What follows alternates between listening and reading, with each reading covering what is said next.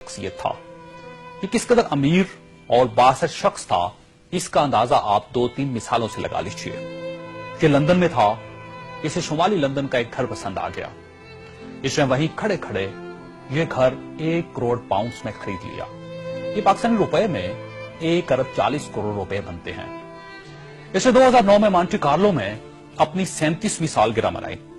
ये दुनिया की महंगी तरीन सालगिरह थी, जिसमें रूस के एल्युमिनियम टाइकॉन और लेक टेरी पास्का, सोने की कानों के मालिक पीटर मुंक और मोनाको के शहजादे अल्बर्ट समेत दुनिया भर की मशहूर शख्सियात ने शिरकत की। ये पेंटिंग खरीदने का शौकीन था। इसके पास अरबों डॉलर के शाहपारे थे और ये तमाम शाहपारे इसके महलात में लगे थे। इसे 2006 में इजरायली अदाकारा ऑर्ली वेंसमैन अच्छी लग गई, तो इसने उसके गिर्द दौलत के अंबार लगा दिए। चुनांचे ये इसकी गर्लफ्रेंड बन गई और ये दुनिया की महंगी तरीन गर्लफ्रेंड थी। बरतानवी वज़ीर आज़म टोनी ब्लेयर इसे अपना जाती दोस्त कहता था और इस पर 10 डाउनिंग स्ट्रीट के दरवाजे हर वक्त खुले रहते थे।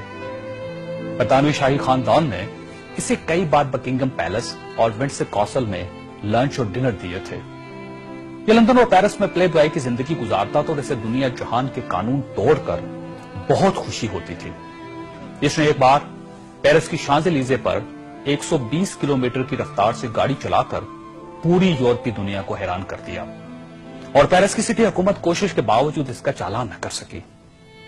ये लीबिया की इन्वेस्टमेंट अथॉरिटी का सरबराह भी था और यह अथॉरिटी दुनिया के किसी भी मुल्क में किसी भी वक्त $10 बिलियन तक की सरमायाकारी कर सकती थी और ये एक बहुत बड़ा इस्तेहकाक था।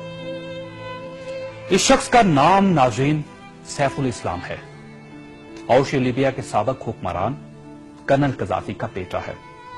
सैफुल इस्लाम कर्नल कज़ाफी का वारिस और वली अहद भी था और इसे दुनिया का इसके बारे में ख्याल था कि यह कर्नल कज़ाफी के बाद लीबिया का हुक्मरान होगा।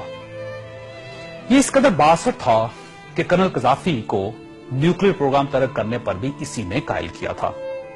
इसने बल्गारिया के उस मेडिकल ग्रुप को छुड़वाने में भी बड़ी मदद की थी जिस पर बच्चों को एड्स के टीके लगाने का इल्जाम था। बर्लिन नाइट क्लब और लाकरोबी धमाके के मुतासिरीन को मुआवजा भी इसी के हुक्म से जारी हुआ था।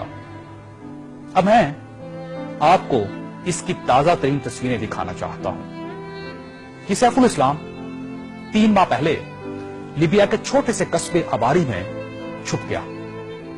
ये 2 दिन पहले 19 नवंबर को कस्बे के एक ऐसे कमरे से बरामद हुआ जिसमें बाथरूम तक नहीं था और ये बदबूदार पुराने कंबल में लिपटा था। इसकी उंगलियों पर प्लस्तर चढ़ा हुआ था और ये प्लस्तर भी इसने खुद चढ़ाया था क्योंकि इसे डॉक्टर तक की सहूलत हासिल नहीं थी।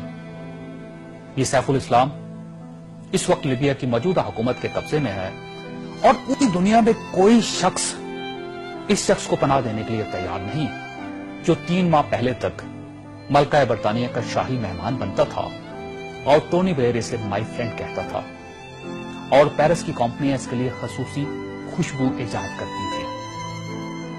ये है सवाल और ये तस्वीर दुनिया के उन तमाम हुक्मरानों और इनके खानदानों के लिए इबरत का सबक है जो इक्तदार को सब कुछ समझ लेते हैं और जो इस ज़ौम में मुब्तला हो जाते हैं कि इनके इक्तदार का दरख्त हमेशा सब्ज रहेगा।